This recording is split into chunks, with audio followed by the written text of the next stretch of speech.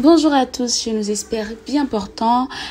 Ici la sœur Dorcas Stéphanie Kianza. Je suis ici pour vous parler d'un thème très important. Investir dans la femme pour un développement social. Bien sûr, dans notre ONG, Unité de prière pour l'Afrique. Alors, avant de commencer chaque programme, chaque séance, chaque enseignement, je me réfère toujours vers l'Éternel. Donc, je veux prendre quelques petites secondes pour demander à l'Éternel d'être avec nous en ce moment. En tout cas aussi, commencer par le remercier de nous avoir accordé ce moment. Merci Seigneur pour ta bonté. Merci Jésus pour la forme et la bonne santé. Merci pour le souffle de vie. Merci pour tout ce que tu ne cesses de faire et d'accomplir dans la vie de tout un chacun ici présent. Je laisse ce moment d'enseignement entre tes saintes mains.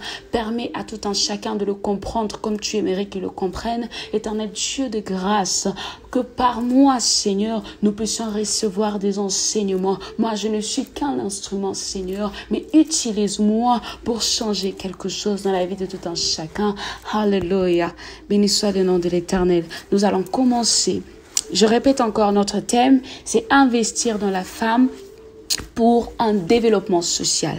Avant de commencer à développer, je vais d'abord commencer par... je vais commencer par la définition du mot investir qui vient justement du mot investissement. L'investissement, c'est quoi? C'est l'effet de mettre son énergie ou mettre plutôt dans une entreprise. Alors ici, on n'est pas en train de parler d'une entreprise. Ici, on est en train de parler de la femme. Ce qui veut dire que quand on dit que l'investissement, c'est mettre des capitaux dans une entreprise, vu qu'on parle de la femme, je vais faire comprendre que l'investissement en la femme, ce n'est pas mettre des capitaux en la femme, mais c'est mettre de la connaissance, placer de la connaissance, placer de l'énergie dans la femme pour ressortir la meilleure version de la femme, pour ressortir l'évolution ou le développement dont notre thème parle de la femme. J'espère qu'on est en train de se faire comprendre. Surtout, vu que nous sommes tous chrétiens et que tout ce que nous faisons, nous nous référons dans la Bible et nous nous référons dans les paroles de l'Éternel puisque nous voulons faire sa volonté tous les jours de nos vies. Donc, pour cet enseignement, je vais me référer sur 3 versets. Numéro 1, Proverbe 31, 29. Numéro 2, Proverbe 31, 10. Numéro 3, Proverbe 12, 4. Nous allons lire le premier proverbe pour bien enseigner ce que nous avions prévu. Que je vais commencer par lire chaque verset. Et en lisant chaque verset, je vais essayer d'expliquer et de faire comprendre l'histoire dont le verset est en train de nous expliquer, ce que le verset veut que nous puissions savoir. Donc, je vais essayer de faire comprendre tout cela pour que nous puissions bien comprendre le but de notre enseignement. Voilà. Donc, nous allons commencer par le premier verset qui nous dit justement, écoutons bien, bien-aimés, ce que ce verset veut nous dire. 31, Proverbe 31, 29. Bien des femmes se montrent vaillantes, dit-il, mais toi, tu les surpasses toutes. Jusqu'à 30, le charme est trompeur, la beauté est passagère. Seule une femme soumise au Seigneur est digne d'éloge. Alléluia. Qu'est-ce que nous allons comprendre ici? Ça veut dire qu'il y a beaucoup de femmes qui se montrent capables. Il y a beaucoup de femmes qui montrent qu'elles peuvent faire. Mais ici, j'aimerais que nous puissions comprendre qu'il se place la différence. Ce qui veut dire, c'est qu'une femme, selon la volonté de l'Éternel, doit se montrer différente des autres. Parce que ce n'est pas toute femme qui est vaillante qui a la crainte de l'Éternel. Ce n'est pas toute femme qui est vaillante qui est soumise aux paroles de l'Éternel. Ce n'est pas toute femme qui est capable, qui fait la volonté de l'Éternel. Or, ici, on nous fait comprendre, dans Proverbe 29 jusqu'à 30, que seule une femme soumise au Seigneur est digne d'éloge. Donc, ce qui veut dire que tu peux être capable, tu peux être vaillante, tu peux avoir ce qu'il faut. Mais si tu n'es pas soumise à la volonté de l'Éternel, tu ne seras pas digne d'éloge. Tes éloges seront que des éloges d'un petit moment.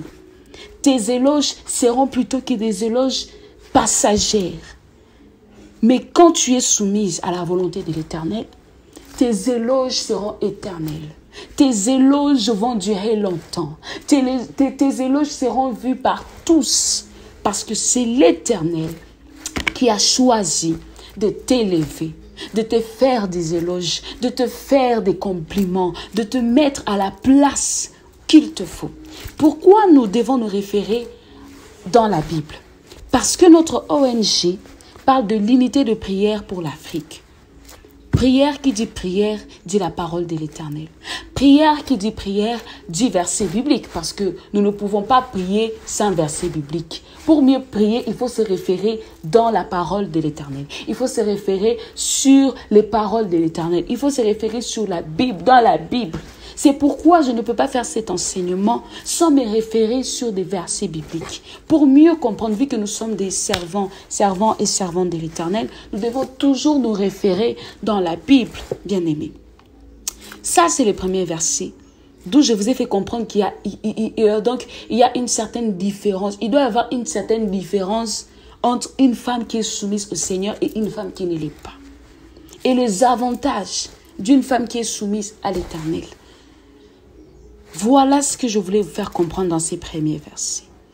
Ce qui veut dire que pour investir dans la femme, premièrement, nous devons placer en la femme la soif de l'Éternel. Nous devons placer en la femme l'envie d'être soumise à l'Éternel. Une vraie femme, une femme forte, une femme courageuse, une femme qui bâtit, une femme qui sait où elle va. Elle doit se référer à l'Éternel. Tu ne peux pas réussir si tu n'as pas Dieu. Une femme ne peut pas bâtir sa maison si elle n'a pas Dieu. Une femme ne peut pas aller plus loin si elle n'a pas l'Éternel. Une femme ne peut pas, ne peut pas atteindre ses objectifs si elle n'a pas Dieu.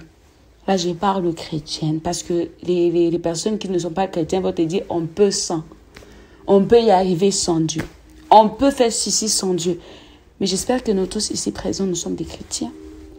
Et puisque nous sommes des chrétiens, j'aimerais inciter à la femme d'être une assoiffée de l'Éternel. Pour être une vraie femme vaillante, pour être une vraie femme capable, pour être invincible, c'est-à-dire des femmes, les gens veulent te faire tomber, mais ils n'y arrivent pas, ils se demandent qu'est-ce que cette femme a. Il faut avoir Dieu. Il faut être soumise à l'Éternel. Il faut faire la volonté de l'Éternel. Pour que ton foyer puisse être imbattable, tu dois être soumise à l'Éternel. Tu dois avoir la soif de l'Éternel. Tu dois aimer écouter l'Éternel. Tu dois placer l'Éternel au centre de ta vie, au centre de tout ce qui est à toi. Nous allons prendre le deuxième verset. Nous sommes toujours dans Proverbe, qui est Proverbe 31, 10. Continuons.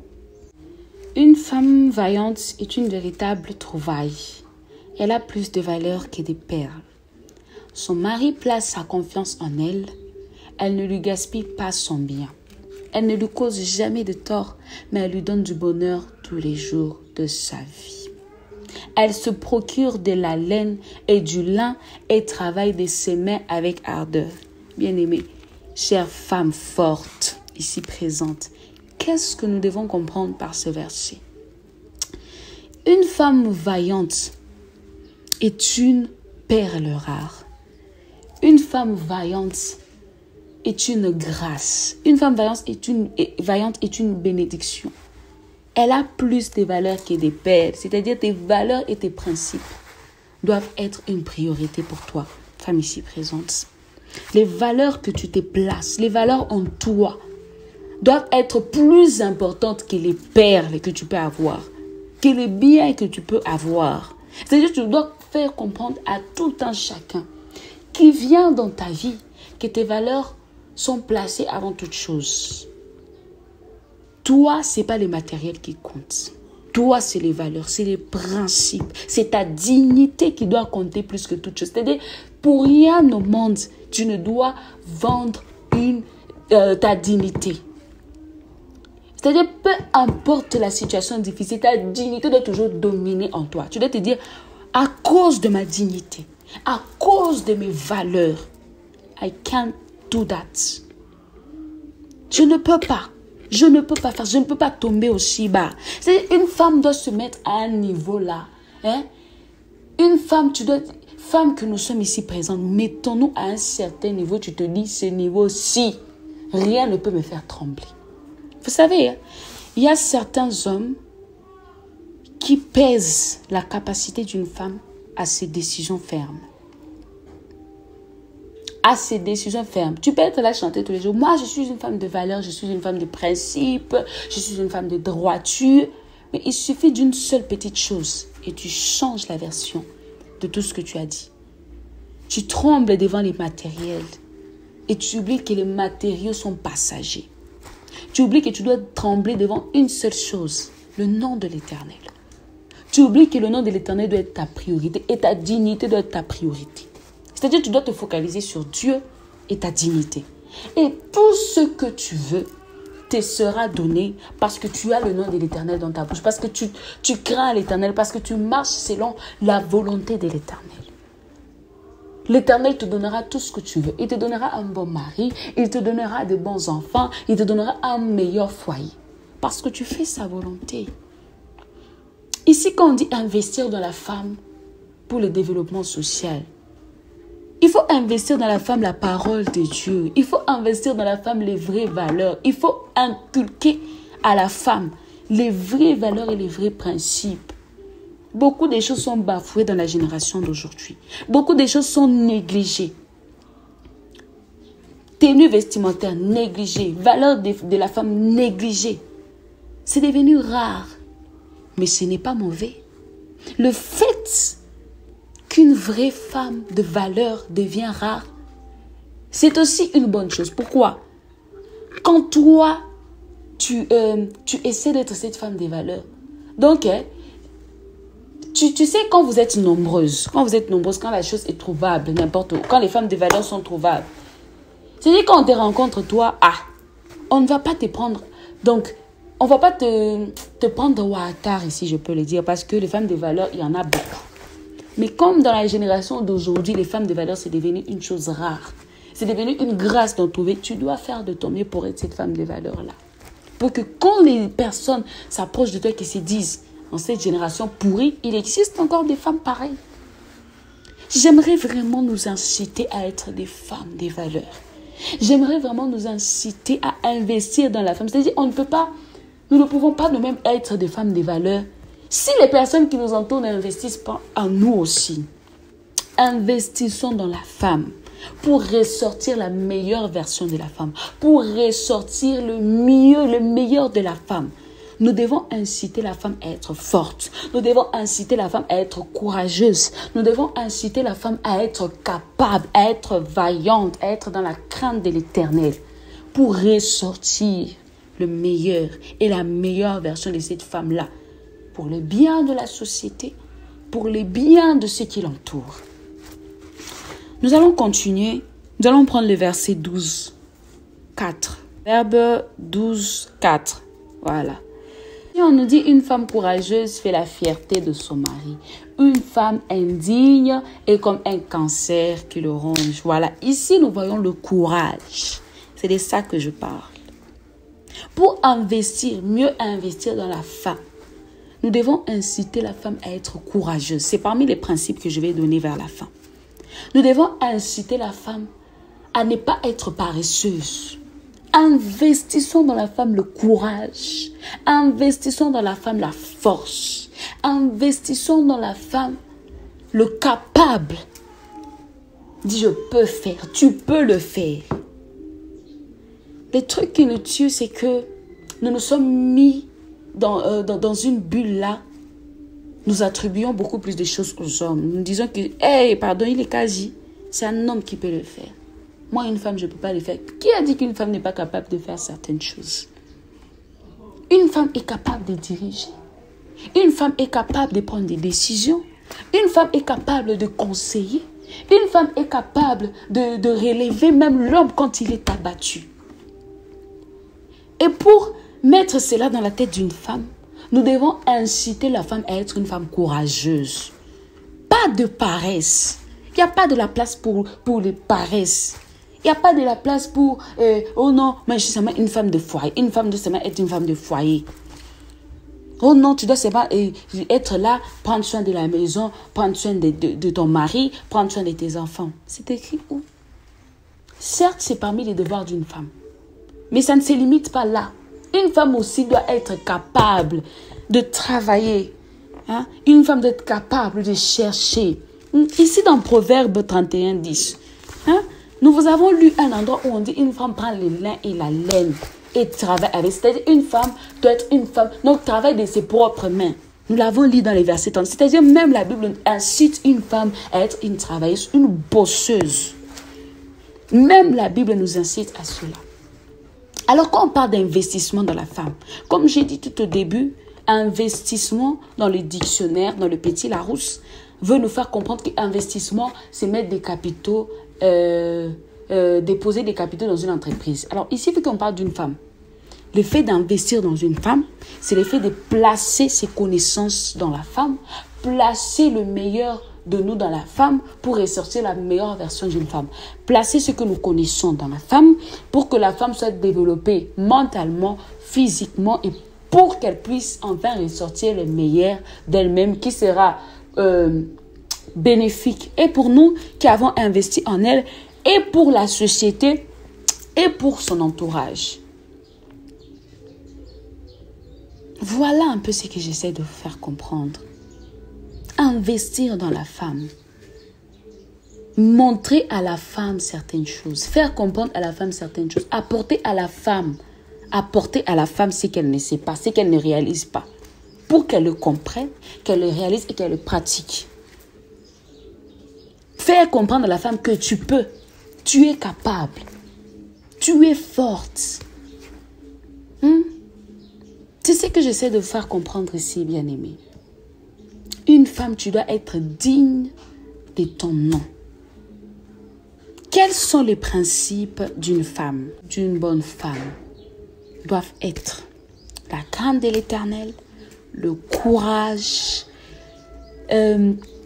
comment dirais-je, travailler dur, c'est-à-dire, c'est dans le courage, la sagesse. Tu peux être courageuse, tu peux avoir des biens, mais quand tu n'es pas sage, tu les utilises mal. Tu ne sais pas comment bâtir ta maison, chère femme ici présente. Quand tu manques la sagesse, tu ne peux pas savoir comment développer certaines connaissances qu'on a mis en toi, qu'on a placées en toi. Tu dois être vaillante, vaillante comme la Bible nous le recommande. C'est-à-dire une femme qui n'abandonne pas, une femme qui y croit, une femme qui, même quand c'est difficile, elle s'est dit, je peux le faire. Je peux apporter ceci à mon entourage. Je peux apporter ceci dans la société. Je peux le faire. Même quand les gens te disent, tu ne peux pas. Tu peux dire que tu peux. Il y a aussi un moment où nous avons lu ici dans la Bible.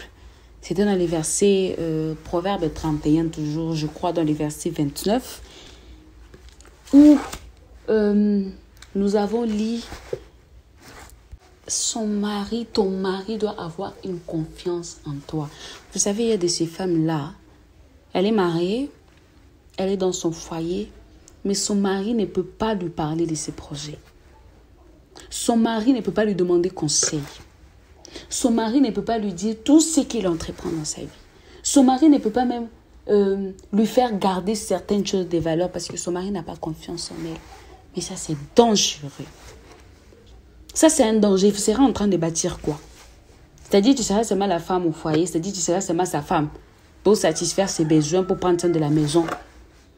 Mais tu n'es pas sa compagne. Tu n'es pas sa partenaire. Oh, au-delà d'être sa femme, au-delà d'être son épouse, tu dois être sa partenaire. Tu dois être sa compagne la plus proche. Tu dois être sa meilleure conseillère. Et pour cela, pour gagner la confiance de son mari, il faut être une femme en qui le mari a confiance. Donc, c'est-à-dire une confiance vraiment qu'il faut. C'est-à-dire le mari, c'est ma femme. Si je lui parle de ça, elle peut me rapporter plus. Pas seulement matériellement, mais mentalement aussi. Il y a de ces femmes, quand elles conseillent son mari, le mari part, il pratique, faillite, échec. Le mari, c'est-à-dire, il fait un retour à zéro. Il tombe encore plus bas. Mais il y a aussi de ces femmes-là. Elle donne un conseil à son mari. Elle dit à son mari, non, non, non, ici, il faut faire ci, il faut faire ça. Le mari part, il pratique. Réussite totale. C'est de ces femmes-là dont nous avons besoin dans la société. Pour développer, pour l'évolution, pour la réussite, pour l'impact positif de la féminité. Femme de sagesse. C'est pourquoi j'insiste beaucoup plus sur la sagesse. Tu ne peux pas avoir tout ça si tu n'as pas la sagesse. Tu ne peux pas. Tu peux avoir des bons conseils, mais si tu n'as pas la sagesse, des fois, tu places les bons conseils dans un sujet. Tu places certains conseils qui sont bons, mais dans un sujet où il ne fallait pas. Comme je peux donner l'exemple, une décision qu'on prend, qui sont des bonnes décisions, mais on les prend à un mauvais moment. Et rien que pour ça, automatiquement, la bonne décision est prise pour une mauvaise décision. Pas parce que c'était quelque chose de mal, pas parce que c'était une mauvaise chose que tu voulais faire, mais parce que tu l'as fait à un mauvais moment et ça t'a rapporté du négatif. Parce que peut-être tu as été pressé, ça t'a rapporté du négatif. Je ne sais pas si vous êtes en train de me comprendre. Ce qui veut dire une femme doit être remplie de sagesse. Une femme doit être remplie de patience, de courage. Une femme doit être remplie de force mentale, une certaine force mentale là, même quand ton mari est mentalement à terre, même quand ton entourage est mentalement abattu, toi ta force mentale impacte le mental de ceux qui t'entourent. Jusqu'à ce qu'ils se disent non, non, non. Grâce à elle. Pour dire quoi? Investissons dans la femme le meilleur. Pour le développement social, pour l'évolution sociale. Les femmes sont capables. Donc, ne sous-estimez pas la femme. Les femmes sont capables. Juste qu'il y a des moments où elles ont besoin d'être enseignées, qu'on leur montre ce qu'il faut faire. Qu'on investisse en elles ce qu'on connaît, la connaissance. Parce qu'il y a de ces hommes-là, il sait que si je dis ça à ma femme, si je montre ceci à ma femme, elle peut faire mieux. Si je montre ceci à ma soeur, elle peut faire mieux. Si je montre, donc de la manière dont je la vois intelligente, qu'elle est forte, qu'elle est courageuse, qu'elle est, si je lui dis ça, elle peut impacter, elle peut aller plus loin, elle peut se développer, elle peut causer une évolution là, incroyable. Mais simplement parce que il y a certains hommes qui aiment dominer, qui aiment être plus haut, ils ne les font pas. Parce qu'ils ne veulent pas que la femme puisse faire mieux qu'eux. Ils ne veulent pas que la femme puisse développer une certaine force-là qui peut peut-être couvrir la sienne. Pourtant, parfois c'est important. Pourtant, parfois il le faut. Il le faut. Il faut investir à la femme. Tu ne sais pas, demain, tu peux être à terre. C'est elle qui va te relever. C'est elle qui va prendre les rênes. C'est elle qui peut te sortir d'une situation compliquée. C'est elle qui peut sortir la société d'une situation compliquée. C'est elle qui peut sortir la famille d'une situation compliquée. Il le faut. Investissons dans la femme. Investissons dans la femme. Que ce soit mentalement, que ce soit physiquement, que ce soit matériellement, s'il le faut, do it. S'il le faut, do it. Vraiment, j'insiste. Et les femmes, soyons des femmes de sagesse. Soyons des femmes qui ont la crainte de l'Éternel. Soyons des femmes vaillantes, des femmes courageuses, des femmes fortes, des femmes qui apportent la bonne humeur, des femmes en qui ou pour qui nos maris auront une confiance là aveugle.